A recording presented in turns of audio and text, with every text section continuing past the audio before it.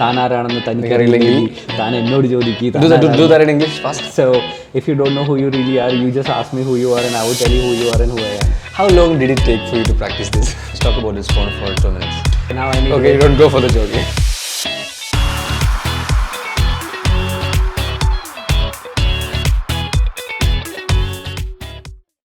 Hello there, I'm Dinas, this is Jidesh. We're going to have a very honest conversation about keeping the fluency and acquiring fluency in English. And I have a confession to make in the beginning. I'm a CEO of an organization, and being an entrepreneur, I have not been practicing speaking English. I didn't have any clients, I was not directly involving in the training department. All the language trainers were doing it for me. And I had other managerial things for a few years.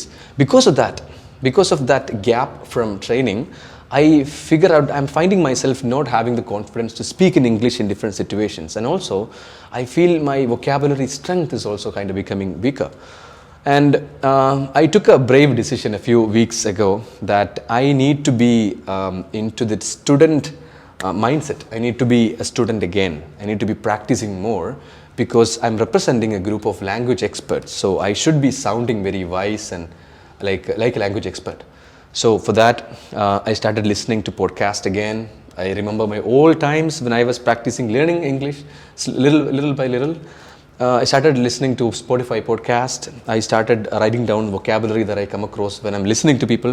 I took a few sessions as well. Some sessions, language training sessions, are actually taking place right now. I have a session at 6 o'clock with one of our mentors. That's nice. So I do it every day with multiple trainers actually. I set apart certain time for my own improvement.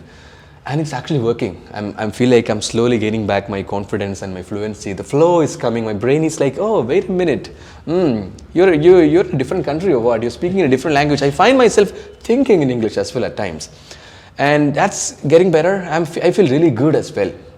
You know, when you're able to communicate and you feel adequate about yourself. Adequate, what is that? Adequate. You're the pronunciation guy. You know everything better. So yeah, that's what I wanted to share with you. And in the end, I wanted to add also this thing. If you do not practice whatever skill you are trying to master, if you stop practicing, you'll lose it. Let it be even going to gym and working out and building your muscles. When you go to workout, the most important workout related advice that I've gotten myself is that if you take a decision to work out in order to build your muscles, it means that you are going to gym and working out for the rest of your life. You're not working out for 6 months and waiting for your result to come. No, it's not happening.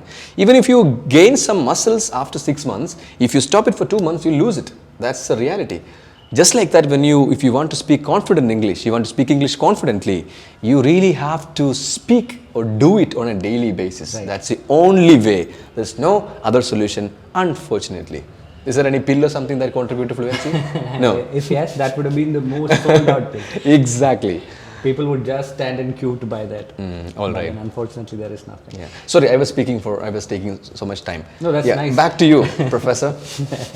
So, how do you feel becoming a student? I mean, we all were students at some point of time. Exactly. And you ended up becoming a trainer.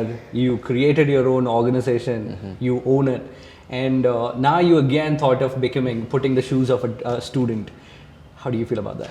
I feel great. I do not have that weight on my head that I need to be maintaining the adequacy.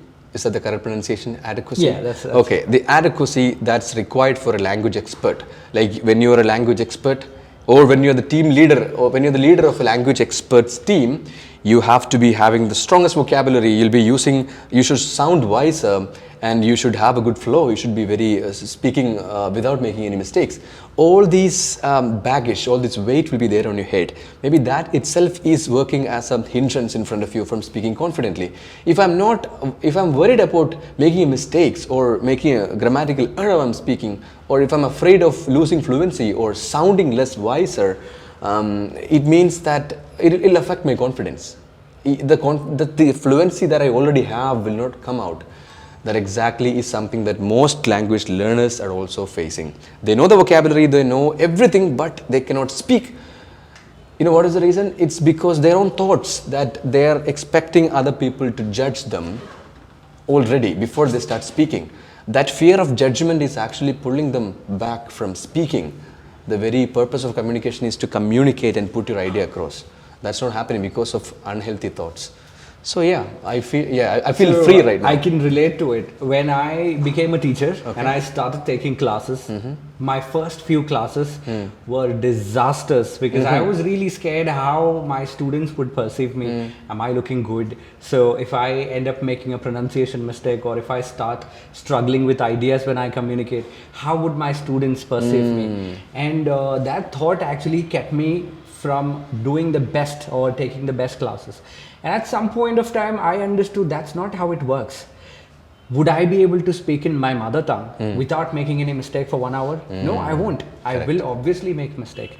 So the point is to accept it. Okay, I mean, it's absolutely okay to make mistakes. But then the point is to learn, pick up, correct, and help others and help yourself. And it's all a contribution from both sides. So what do you think about that? That's correct. That's very So correct. that actually gives you a confidence. Once you accept that you are someone who makes mistakes and you have the right to make mistake, and if you make a mistake, it's okay. As long as you're doing good and you are a student, you're learning and you're contributing.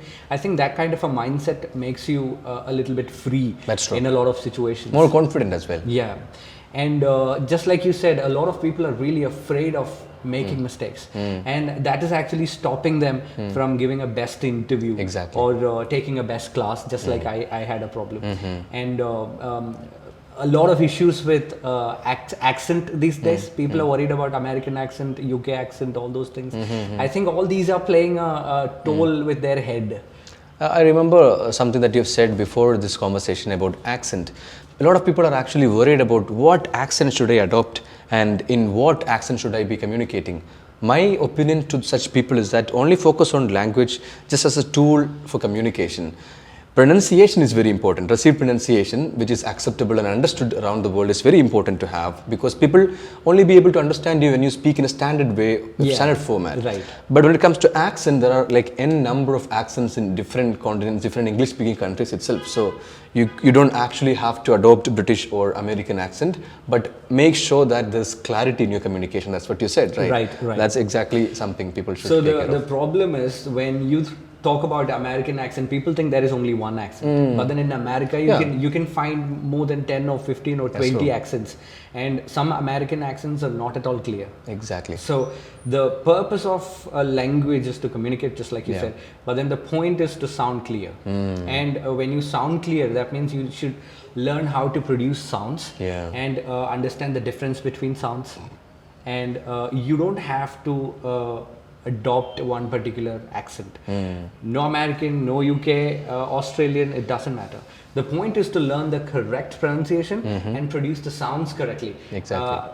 Every test, for example, IELTS or OET or any language proficiency test, they would tell you, you don't have to have an accent, but then you just need to sound clear. Once you understand that concept, it's okay. You can It's speak very the way you like. simple. Yeah. And it's fine to speak in Indian accent as well, as long as you're clear, as you said. Exactly. Yeah. And the grammatical errors are something that you need to be paying attention to, along with pronunciation and clarity, as he said. Accent doesn't matter at all. Yeah. And fluency is something that you develop over time. You work on yourself. Maybe we're extremely fluent, but then when you try to tell a story is when you understand, I am not that fluent when I tell a story, I have some problem, or I am not that fluent when I have an argument, or maybe just like we said, I don't know how to crack a joke in English. So once you understand where are the problems or what are the problems you have, just work on it, do it. That's true. If you're not good at telling jokes, what is the best way you can crack jokes? Exactly. Keep cracking jokes. Maybe the first 5, 6, 7, 8 jokes might go really bad, but then the 10th time you would crack a joke and people would laugh and you would be like, okay, now that works. Now you become a comedian. That demands a higher level of fluency, cracking a joke in English in a language that you are really not familiar with. And as you said, I would like to add into that point that people may sound fluent, like they sound differently when they talk about different things. For example, as you said, if you ask me to talk about some random things like what did you have for breakfast, I'm very bad at small talk in general. So it'll be very difficult for me to do a small talk in English, let alone cracking a joke. So like it's based on how experienced I am about a given topic. For example, if you ask me to talk about the difficulties that a language learner face, it will be very easy for me because I've been a language trainer, it's easy for me. So you need to be able to practice on certain topics that you're actually not very familiar with.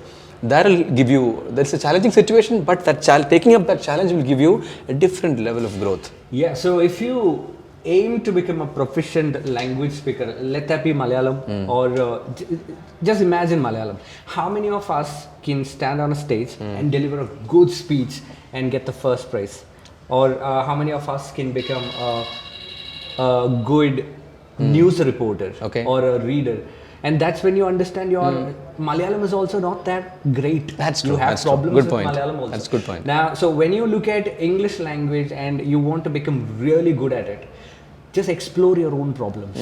So I can now talk about this phone for 5 minutes in Malayalam. Go ahead. Now do it in English and that's when you understand my English has some limitations. But I'm giving you a challenge. Talk about this phone for 2 minutes. Right. So I have the freedom? Definitely, go ahead. Right. So I'll just tell you a story about this. Definitely, phone. go ahead. The other day I wanted to buy a phone, and because my previous phone was really bad, and I was so desperate to buy a phone, and I had no particular idea of buying a phone, and that's when I decided, okay, why not Samsung? Samsung is a brand that I've never tried of, and I went to buy the Samsung phone, and one particular phone struck my mind. Like I was like, okay, that's a very good phone, and I wanted to buy that phone, and that's when I understood, no, I didn't have enough money in my wallet, and if I buy that, that would put a big hole in my pocket. So I decided not to buy that, and I went back home. I came back after a week, and I went to the shop, and the phone was not there. The color was different, and it took me about another 2.5 months that I was waiting and dreaming of this phone. I even had dreams of me holding this phone and going for a jogging in the morning. But then I wake up and I understand that I didn't have the phone in my hand, and I was like, okay, now I need to... Okay, don't go for the jogging. Yeah. So I went back to sleep.